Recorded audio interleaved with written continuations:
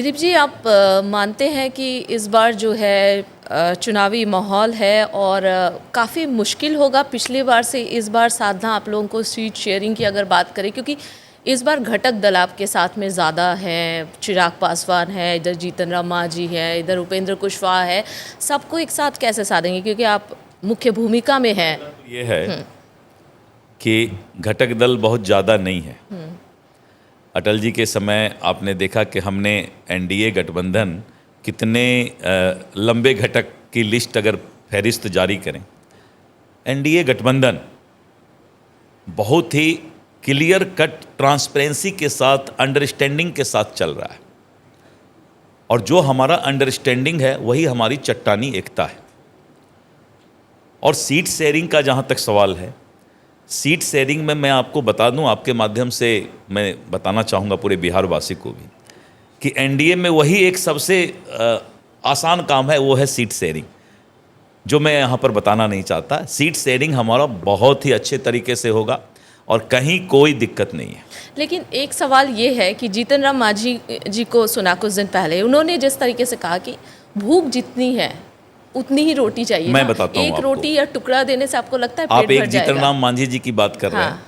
मैं तो कहता हूँ कि ये सभी को बोलना चाहिए। चिराग जी को भी बोलना चाहिए, उपेंद्र कुशवाहा जी को भी बोलना चाहिए, बीजेपी को भी बोलना चाहिए, जदयू को भी बोलना चाहिए। अगर हम अपने कार्यकर्ता को ये बता दें कि हम अपने राजनीतिक दल को इसी 4 सीट में 10 सीट में ही सिमट कर रखेंगे, तो क्या हमारा दल पूरे बिहार में आगे बढ़ेगा? राजनीति संभावनाओं का खेल होता है। तो हर राजनीतिक दल, कार्यकर्ता और जनता के बीच अपना बेस्ट एफर्ट करते हैं। तो that was best effort by the leadership. Best effort के बावजूद आपकी पार्टी का कभी कोई मुख्यमंत्री नहीं बना, क्यों?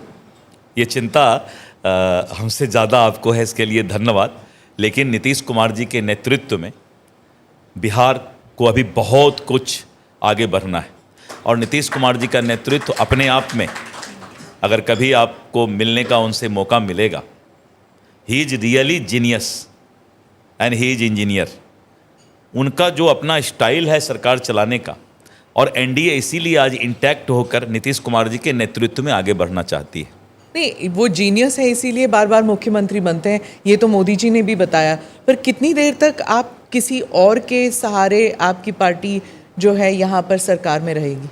देखिए, जब विचारधारा और लक्ष्य एक हो तो फिर सहारे की बात कहीं नहीं आती है। आज जो बीजेपी और जेडीयू और जो हमारा गठबंधन है, जो अंडरस्टैंडिंग है, हमें तो कभी लगता भी नहीं है कि हम किसी दूसरे दल के नेता के पास जाके गठबंधन में बैठे हैं। जब भी मुख्यमंत्री जी के यहाँ जाता हूँ और जिस तरह से प्यार उनका मिलता है और जिस तरह से गठबंधन का वो रिश्ता निभाते हैं, तो मैंने आज तक बीजेपी प्रदेश अध्यक्ष सुप्रीमो होने के चलते मैं बोल रहा हूँ कि शायद इससे अच्छा कोई पारिवारिक रिश्ता नहीं हो सकता है जो नीतीश कुमार जी के गठबंधन के साथ है। वो आपकी तरफ से होगा, पर नीतीश जी तो आए गए कई बारी। नहीं, नीतीश जी कहीं नहीं गए। ये पूरा बिहार की जनता बोल रही है कि ये नेता लोग को, पॉलिटिशियन को क्या हो गया कि नीतीश जी पर आरोप लगा रहे हैं। नीतीश जी कभी कहीं नहीं गए। नीतीश जी से लोग आके सटते हैं, निकलते हैं। नीतीश जी तो जहाँ है वहीं है। तो फिर आप भी गए, निकले थे, उसका मतलब बीजेपी ने सहारा छोड़ा था? देखिए, मैं बताता हूँ आपको। दोनों तरफ तो एकदम नहीं एकदम मैं बता रहा हूँ। पहला तो ये कि ये क्लियर होना चाहिए कि नीतीश जी कहीं नहीं गए। दूसरा ये कि नीतीश जी को जब ये फील हुआ कि हम गलत लोगों के साथ गठबंधन में हैं, तो नीतीश जी ऐसे अच्छे इंसान के साथ बीजेपी खड़ा रही।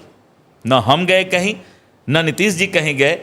एक समय था, एक ऐसा समय आया जिस समय को नीतीश जी ने पहचाना कि ये गलत लोगों के साथ मैं आ गया, और फिर अच्छे लोग साथ थे। तो दिलीप जी, ऐसा है कि बिहार की चुनावी नैया अगर पार करनी है तो नीतीश जी ही खेवैया होंगे, यही एकमात्र नेता ही खेवैया होते हैं। जब भी कोई खेवैया होता है तो नेतृत्व ही होता है। तो नेतृत्व खेवैया है, और नरेंद्र मोदी जी की गारंटी है। इस देश में एक ही गारंटी चलती है, वो है नरेंद्र मोदी जी की गारंटी। इस देश, दुनिया के सर्वाधिक लोकप्रिय नेता और भारत के यशस्वी प्रधानमंत्री। आप छत्तीसगढ़ में, मैं छत्तीसगढ़ में प्रभारी था, और मैं छत्तीसगढ़ में रायपुर में रह के देखा कि जब मैं गया तो वहाँ के हमारे दल के ही लोगों ने कहा भूपेश बघेल को हटाना बहुत मुश्किल है, क्योंकि मैं बाहर से गया था। लोगों के अंदर एक परसेप्शन बन गया था कि कांग्रेस और भूपेश बघेल को छत्तीसगढ़ से नहीं हटाया जा सकता है।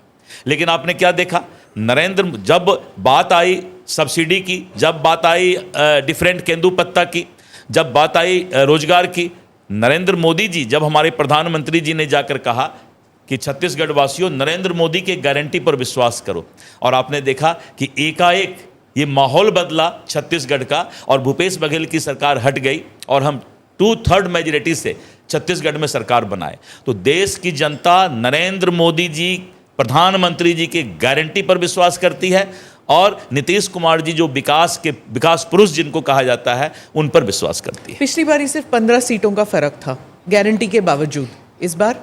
इसका जवाब मैं बहुत अच्छा देना चाहूँगा। जो हमारा स्ट्राइक रेट था, अगर 2,33,000 वोट और हम लाते तो हमारा स्ट्राइक रेट सीधा 30% ज़्यादा बढ़ जाता, यानी हम फिर वही 2010 या 200 से ज़्यादा सीट पर रहते। उसको हम लोगों ने साइंटिफिक तरीके से सारे चीज़ को देखा कि हम अपने 200 के आगे जाने वाले लक्ष्य को बहुत आसानी से प्राप्त कर सकते हैं अगर हम इस गैपिंग को, जिसको हम लोग फोकस बूथ बोलते हैं, इस गैपिंग को हम पूरा कर लें। इसीलिए इस बार जो हम लोगों ने कहा है कि हम 225 या मैक्सिमम सीट हम जीतेंगे, उसके पीछे हमारा सोशल इंजीनियरिंग है और वो हम आगे सफल होंगे। सोशल इंजीनियरिंग यानी कास्ट अर्थमेटिक, बहुत सारी बातें हैं जिसको मैं यहाँ अब मैं अपनी पूरी रणनीति तो बता नहीं सकता, लेकिन ये जरूर बता सकता हूँ कि अब हम लोगों ने भी इस चीज़ को समझ लिया कि इलेक्शन के समय जिस तरह से प्रोपगंडा करके और भ्रमजाल फैला करके, सोशल मीडिया का गलत उपयोग करके, अभी आए थे हमारे पहले शायद एक नेताजी आए थे, मैं तो उनको पैसा किशोर बोलता हूं, और मैं बोलता हूं इस बात को, तेरा लहजा बता रहा है कि पैसा तेरी नई नई है। ये लहजा उनका बताता है पैसे बोलने तो का। आपकी पार्टी ने ही तो दिया था उन्हें। नहीं, सिर्फ मैं बताता हूँ आपको, मोदी जी का कैंपेन चलाया था, कंसल्टेंट हैं वो, तो इसलिए बहुत लोगों से पैसा पाया होगा, मेहनत किया तब कमाया। मैं ये नहीं बोल रहा हूँ कैसे ले आए हैं, लेकिन बचपन से लेके 49 साल, मैं बोलता हूँ बचपन से 55 उम्र तक, उनको बिहार के लोगों के गरीब की चिंता नहीं आई। क्या पैसा किशोर ये बता सकते हैं कि आज तक उन्होंने कोई एक गरीब के लिए स्कूल बनाया है? हजारों करोड़ कमाया जो हो, लेकिन गरीब के लिए कहीं बिहार में एक स्कूल बनाया है अपने से? कोई एक छोटा सा अस्पताल बना दिया है? कोई एक सामाजिक इंसानियत और मानवता का काम उन्होंने राजनीति शुरू करने के पहले बिहार में कहीं भी किया हो? किसी एक गरीब की बेटी की शादी करा दिया है? दिलीप जायसवाल बोल सकता है कि सैकड़ों हजारों गरीब लड़कियों का शादी कराया है, लाखों लोगों का जिंदगी बचाया है। लेकिन पैसा किशोर सिर्फ पैसा कमा करके अपने भविष्य की चिंता कर रहे हैं। बिहार के भविष्य की चिंता करना होता तो पैसा तो वो 10 साल पहले से भी कमा रहे हैं। एक स्कूल उनको बिहार में आके बना देना चाहिए था, कम से कम आज बोलते कि नहीं, मैं सामाजिक सेवा का नेचर मेरा पहले से है। ये तो हम बोल सकते थे ना, अगर एक एग्जाम्पल हम पूरे बिहार में बता देते। लेकिन उन्होंने एक अस्पताल नहीं बनाया, एक स्कूल नहीं बनाया, और आज वो जो है बिहार की चिंता कर रहे हैं। और मैं बहुत गंभीर बातें उठा रहा हूं, ये कभी उनसे पूछिएगा। अभी उन्होंने क्रेडिट डेबिट और ये सब की बातें कर दी कि 45% जो है बिहार का है। उनका नॉलेज जो है पता नहीं कहाँ से पढ़ के आते हैं। आज हमारा 59.23% है।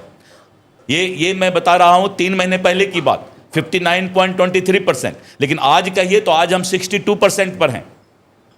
और जो वो लालू जी के जमाने की बात 18% कर रहे हैं, 18 से 62 यानी पॉजिटिव प्रोसेस चल रहा है। और अगर पूर्णिया और अररिया की बात करें तो पूर्णिया में 98% मेरा जो है क्रेडिट डेबिट ये जो है ट्रांसफर है, 98% पूर्णिया, अररिया 93%। आप गूगल पर जाके देख सकते हैं, मैं कोई अपने मन से नहीं बोल रहा हूं। मैंने इसलिए कहा कि उन्होंने कहा था कि निर्मला सीतारमण जी और नीतीश कुमार जी से पूछिएगा। अरे भाई, दिलीप जायसवाल से पहले पूछ लो ना। लेकिन दिलीप जी उनके बहुत सारे आरोप हैं अभी नहीं, चलिए, फिलहाल मैंने एक बहुत आध का सारे दे आरोप दिया। हैं, लेकिन हाँ। कुछ आरोप ऐसे हैं कि जो पूछना ज़रूरी भी है, क्योंकि बिहार के जनता का सवाल है और उनका ये कहना है कि पलायन बहुत ज़्यादा हो रहा है, इंडस्ट्रीज़ है नहीं, आखिर सरकार कर क्या रही है, भ्रष्टाचार में लिप्त है, बहुत सारे आरोप एक के बाद वो देखिए, एक लगा इस कर तरह उसकी की कैसे बातें, स्पष्टीकरण? हाँ। इस तरह की बातें सीधा थियोरिटिकल बात कोई जाहिल नेता ही कर सकता है। नेता कभी भी थियोरिटिकल बात नहीं करे, प्रैक्टिकल बात करे। पलायन हो रहा है, एक राहुल गांधी भी आए थे और एक रोड पे जो है रोड बॉय भी आया था उनके साथ। पलायन रोको, रोड बॉय पलायन कर गया और जिसने उसको भेजा था वो आज 2000-3000 आदमी बिहार में ला करके अपना सभा कर रहे हैं। मैं बताता हूं इस पर कि जब कोई पलायन की बात करता है तो उनको 10 साल 20 साल का एक कंपैरेटिव चार्ट अपने हाथ में रखना चाहिए। नेता का मतलब ये थोड़े हुआ कि जो चाहो बोल दो। और जो नेता यहां आएगा ना, आपको लगेगा कि हमसे 100 गुना ज़्यादा दिमाग वाला है, क्योंकि नेताजी के पास दिमाग बहुत होता है। लेकिन थियोरिटिकल बात नहीं करना चाहिए। पलायन पर अगर बात करना है तो पैसा किशोर को ये जानना चाहिए कि इस देश में 30 करोड़ गरीब गरीबी रेखा से ऊपर उठे। क्या इसको वो जुटला सकते हैं? है हिम्मत? मैं चुनौती देता हूं कि 140 करोड़ इस देश की आबादी में 30 करोड़ जनता गरीबी रेखा से ऊपर उठा है और पलायन की बात करते हैं। आज देश खुशहाल है, एक रिक्शा वाला भी मोबाइल उपयोग कर रहा है, एक सब्जी वाला भी जो है डायरेक्ट ट्रांसफर कर रहा है पैसा को। और इस तरह की बात करके अपने आप को डिमोरलाइज करना, राजनीतिक दुकानदारी चलाने के लिए हम जो चाहें जिस पर आरोप लगा दें, आपको कंपैरेटिव चार्ट रखना होगा कि कल कहां थे, परसों कहां थे, यानी क्या रिक्वायरमेंट था, क्या हमारे पास अवेलेबल है, क्या हमारी डिफिशियंसी है। रिक्वायरमेंट, अवेलेबिलिटी एंड डिफिशियंसी, ये तीनों डाटा रखना जरूरी है, तब नेताजी चलेगा। नहीं तो नेताजी ऐसे नहीं चलने वाला है। दिलीप जी, प्राइवेट सेक्टर में रिजर्वेशन का जो मसला है, राहुल गांधी भी कह रहे हैं, तेजस्वी भी कह रहे हैं कि प्राइवेट सेक्टर में भी रिजर्वेशन लाना चाहिए। क्या बिहार की जनता भी यही चाहती है? मैंने पहले बचपन में सुना था कि हे भगवान धरती फट जाए तो मैं इसमें समा जाऊं। मैंने गांव में सुना था। राहुल गांधी या फिर ऐसे लोग जो इस तरह की बात कर रहे हैं, तो धरती फट नहीं रही है, इसीलिए इनको झूठ बोलने की आदत है। 65 साल किसने इस देश में शासन किया? एक छत्र राज था कांग्रेस का इस देश में। 15 साल किसने बिहार में शासन किया? और आज जब बिहार विकसित हो रहा है, बिहार आगे बढ़ रहा है, तो पुरानी बातें रोना रो रहे हैं। आज बिहार विकसित हो रहा है। पटना में चिरैयाटांड़ पुल खाली था, एक पुल, एक रेलवे लाइन पर क्रॉस करने के लिए। आज आप ड्रोन से देखें तो पूरे पटना में फ्लाईओवर बिछा हुआ है। और अगर मैं 4 लेन की बात करूं, 6 लेन की बात करूं, रोड इंफ्रास्ट्रक्चर की बात, मुझे एक बात बताइए, मुझे याद है मैं स्कूल में पढ़ता था, उस समय एक रामायण सीरियल आया था, शायद आप लोग को भी याद होगा। रामायण सीरियल देखने के लिए पूरा गांव एक आदमी के यहाँ जाके बैठता था। बिहार में बिजली नहीं था, वो भी बेचारा बैटरी साइकिल पर ले जाके बैटरी चार्ज करा के आता था। तो बोला जाता था कि उनके यहाँ बैटरी चार्ज है, इसलिए रामायण सीरियल देख लेंगे। क्या बिहार की जनता आज से नीतीश कुमार जी के पहले ये दिन नहीं देखा था कि गांव में बिजली नहीं था, 4 घंटा बिजली आता था? ये बेशर्म लोग सब हैं जिनको शर्म नहीं है। इसलिए मैंने सुना था कि धरती फट जाए तो ये लोग जो है समा जाए उसमें। इस तरह की बात करना, ये तो जाहिल भी ऐसा बात नहीं करेगा। जिस तरह की आप 65 साल शासन किए, आप 15 साल शासन किए, और आज आप जो है बता रहे हैं कि देश जो है पीछे घट रहा है। बिहार में दिलीप जी, अगर बिहार चुनाव और जातिगत जनगणना की बात ना हो तो बिल्कुल उचित नहीं होगा। तेजस्वी यादव पिछले दिनों सुन रही थी, वो कह रहे थे कि हमारे दबाव में, मेरे पिताजी के दबाव में हमने ये बात रखी थी, उसके बाद सरकार ये लेकर आई है। कांग्रेस भी यही कह रही है, आप लोग पर लगातार आरोप है कि दबाव में आकर आपने किया। तेजस्वी जी का परिवार दबाव की राजनीति, जब उनका शासन था उनके पिताजी का, तो उस समय भी उनका दबाव चलता था, अपहरण का दबाव चलता था, अपराध का दबाव चलता था। मुख्यमंत्री निवास से जो है दबाव दिया जाता था कि अपहरणकर्ता छोड़ देगा जब इतना पैसा दे दोगे। इनके दबाव में ही तो इस देश में सब काम हो रहा है। तेजस्वी जी तो कम से कम हमको लगता है 100-125 साल उनका उम्र होगा, क्योंकि देश चल रहा है उन्हीं के दबाव से। यह सब बोलना कि मेरे दबाव से, जब तक मेरी इच्छा नहीं होगी तो आप क्या दबाव दीजिएगा। और मोदी जी कभी भी इस बात के पक्षधर नहीं है कि फ्री का रेवड़ी बांटो। कभी भी नहीं चाहते हैं। वो चाहते हैं कि इस देश का एक एक आदमी इतना सशक्त हो जाए कि वो खुद दूसरे को खिलाने के लायक हो जाए। लेकिन जिस देश का जो माहौल बनता जा रहा है, मोदी जी उस माहौल से किसी तरह निपट भी रहे हैं और उस माहौल के आगे का काम भी कर रहे हैं। ये स्थिति है इस देश की।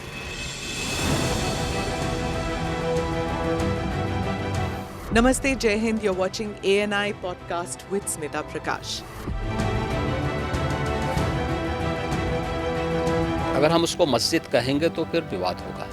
इशू इस टूटा है क्या भारत? 400 पार का मतलब ये है कि संविधान खतरे में है। क्या हम लोग ये निर्देश देते हैं कि फला को गिरफ्तार करके जेल डाल दें? वही तो कह रहे हैं सब। ये बेबुनियाद निराधार आरोप। सच्चा सुनना चाहो देखो स्मिता प्रकाश ANI, it does not lie।